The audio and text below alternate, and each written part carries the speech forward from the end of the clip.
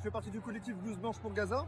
Et en fait, on s'est mobilisé depuis l'année dernière à partir de l'assaut sur l'hôpital Al-Shifa, à l'appel de nos collègues et des Palestiniens sur place, pour montrer notre solidarité avec nos collègues sur place, avec la population palestinienne gazaoui, et aussi pour dénoncer et alerter sur la destruction du système de santé.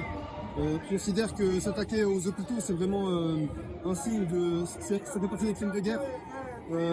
Et ça rentre dans les génocides qu'il y a eu à Gaza.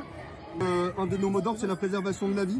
Donc, en tant que soignants, on se mobilise au quotidien, nous, dans nos professions, pour soigner les gens, pour préserver la santé des gens. On considère que celle des Palestiniens aussi doit être préservée, pour faire leur vie, leur santé, leur dignité.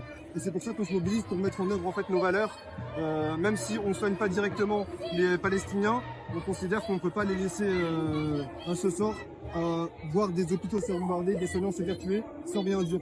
On sait que des fois quand on est soignant, on est un peu plus écouté que les autres. On essaie d'utiliser cette place-là pour qu'on nous écoute. Les gens ils nous font confiance au quotidien pour les soigner. Écoutez-nous aussi quand on vous dit que c'est pas possible. On a des contacts directs avec nos collègues sur place qui nous disent qu'ils ne peuvent pas travailler dans de bonnes conditions. Tout est fait pour nuire à leur santé. Il y a des privations de médicaments, il y a des attaques directement sur les soignants, que ce soit par les drones, les snipers, les bombardements.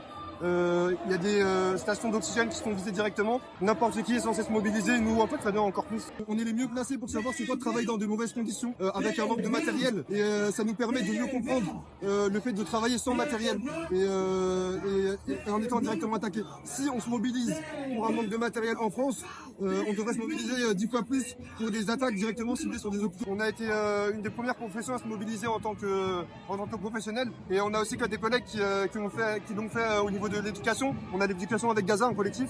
En fait, on est regroupé dans un collectif intercollectif. C'est Profession solidaire avec la Palestine, PSP. Et dedans, il y a éducation avec Gaza. Il y a aussi des artistes qui se mobilisent. Il y a aussi des avocats qui se mobilisent. Il y a des ingénieurs qui commencent à se mobiliser.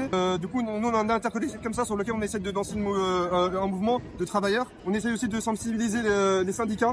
On a certains syndicats qui se positionnent, d'autres beaucoup moins, d'autres un peu moins. Pourtant, ils ont, comme tu dis, ils ont vraiment un poids. Et ils peuvent directement agir, notamment sur, si on prend l'exemple des collègues en Grèce, les dockers, ils peuvent directement stopper la guerre. En fait, si tous les dockers commencent à se mobiliser, à dire on cherche pas de matériel militaire, ça coupe les vivres directement à Israël et ça peut permettre d'arrêter la guerre. Donc en fait, chacun d'entre nous, et c'est ce qu'on dit depuis des mois, en fait, à Gaza, c'est toute la société qui est visée. Donc ici, c'est toute la société qui doit se mobiliser. On a tous un collègue ou quelqu'un qui nous ressemble à Gaza qui se fait tirer dessus.